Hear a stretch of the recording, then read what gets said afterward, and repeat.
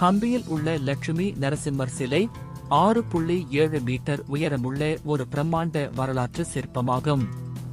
இது கிபி 1528 இல் பேரரசர் கிருஷ்ணதேவராயரின் ஆட்சியில் ஒரே பாறையில் செதுக்கப்பட்டது. உண்மையில் இதில் லட்சுமி தேவி நரசிம்மரின் இடது தொடையில் மிக அமைதியாக அமர்ந்திருந்தார். ஆனால் 1565 போரின் போது படையெடுத்து வந்த சுல்தான்களின் இராணுவம் இந்த பவித்திரமான சிலையை சேதப்படுத்தியது. லட்சுமி தேவியின் சிலை உடைந்ததால் நரசிம்மரின் பயங்கரமான உக்கிரமான முகம் மட்டுமே எஞ்சியது. அதனால் மக்கள் இதை உக்கிர நரசிம்மர் என்று அழைத்தனர். இருப்பினும் இன்றும் ஒரு வரலாற்று ரகசியம் உள்ளது. ஆதிசேஷன் மீது அமர்ந்திருக்கும் இந்த சுவாமியை பக்கவாட்டில் இருந்து உற்று நோக்கினால் நரசிம்மரின் இடுப்பில் லட்சுமி தேவியின் உடைந்த இடது கை இன்றும் தெளிவாக தெரிகிறது.